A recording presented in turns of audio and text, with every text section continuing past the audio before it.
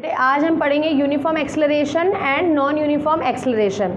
ठीक है बच्चे, देखिए यूनिफॉर्म एक्सेलरेशन मींस अगर कोई बॉडी ट्रेवल कर रही है स्ट्रेट लाइन में और उसकी वेलोसिटी इंक्रीज़ हो रही है इक्वल अमाउंट में इक्वल इंटरवल ऑफ टाइम के साथ, मतलब टाइम जैसे जैसे बढ़ रहा है उसकी वेलोसिटी जो इंक्रीज़ कर रही है वो इक्वल अमाउंट में कर रही है। मींस 2 मीटर्स पर सेकेंड में मान लीजिए पहले इंक्रीज़ हुई, फिर अगेन 2 मीटर पर सेकेंड, फिर से 2 मीटर पर सेकेंड, इसी तरीके से उसकी जो वेलोसिटी है वो इंक्रीज़ कर रही है इक्वल अमाउंट में। That will be the uniform acceleration. Example से मैं समझाती हूँ आपको।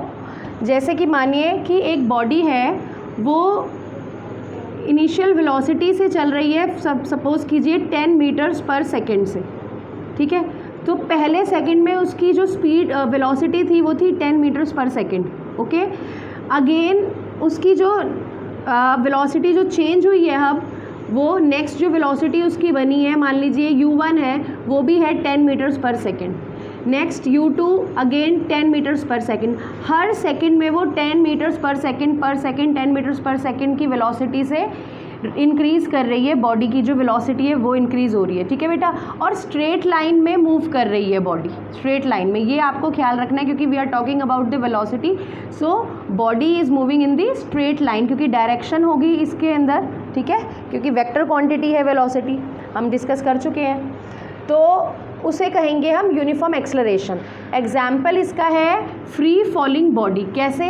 अब मान लीजिए किसी बॉडी को आप ऊपर से ड्रॉप कर रहे हैं, ठीक है। ड्रॉप करते करते देखिए, एक तो वो स्ट्रेट लाइन में आएगी वो बॉडी, ठीक है, ड्रॉप करेंगे जब हम, तो जब वो नीचे आ जाएगी ग्राउंड पे, नीचे आने लगेगी ग्राउंड के पास, तो क्योंकि अर्थ में एक ग्रेविटेशनल पुल है, वो अपनी तरफ बहुत ही तेज़ी से खींचेगी उसको, क्या कहते हैं, बॉडी को अपनी तरफ बहुत तेज़ी से खींचेगी। तो उसमें क्या होगा, उसकी स्पीड जो है, उसकी जो वेलोसिटी है वो इंक्रीज़ भी होगी, क्योंकि हम एक्सेलरेशन का मीनिंग है, मैंने आपको लास्ट वीडियो में बताया था। एक्सेलरेशन का मीनिंग होता है कि स्पीड जो वेलोसिटी जो है वो इंक्रीज़ हो रही है। तो फ्री फॉलिंग बॉडी जो है, जो ऊपर से हम ड्रॉप कर रहे हैं, उसका जब वो अर्थ के पास आ जाएगी तो ग्रेविटी की वजह से उसकी जो स्पीड है या वेलोसिटी हम कहें अगर, तो वो एक्सेलरेट होगी, वो बढ़ेगी और स्ट्रेट लाइन में भी मूव कर रही है। So this will be the example of uniform acceleration, okay. और एक और एग्जाम्पल मैंने यहाँ पे लिखा हुआ है, motion of a bicycle going down the slope of a road. So bicycle जो चल रही है वो स्लोप में जो चलेगी, ऐसे स्लोप बना हुआ है रोड पे, उस पर जो चल रही है बाइसिकल, तो that will be also the example of uniform acceleration. अब बेटा इसका ग्राफ आ जाता है एग्जाम में कि यूनिफॉर्म एक्सेलरेशन का ग्राफ कैसा होगा।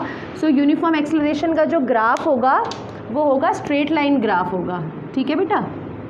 देखिए यहाँ हो जाएगा velocity, this will be the time and graph will be like this, क्योंकि सेम इंटरवल में सेम अमाउंट में टाइम के साथ साथ वेलोसिटी इंक्रीज हो रही है, ठीक है।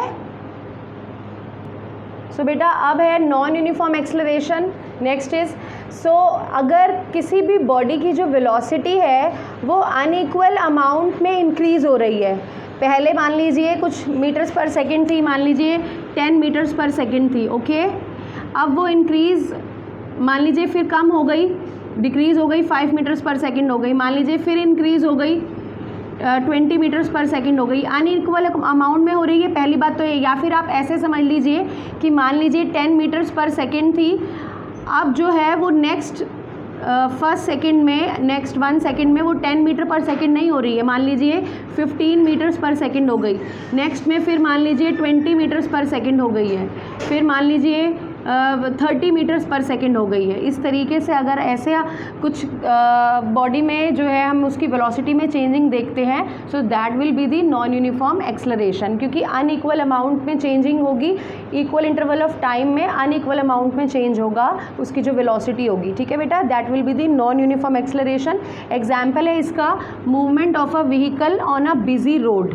जब कोई भी व्हीकल जो है, जब बिज़ी रोड होती है उस पर चल रहा होता है, तो कभी इंक्रीज़ होती है उसकी वेलोसिटी, कभी डिक्रीज़ होती है रश की वजह से, क्राउड की वजह से, ठीक है। So that will be the non uniform acceleration. और इसका जो ग्राफ होगा वो क्या होगा, ऐसे कर्व बनेगा, वेलोसिटी एंड टाइम, वेलोसिटी और टाइम और ग्राफ जो होगा बेटे वो कर्व होगा।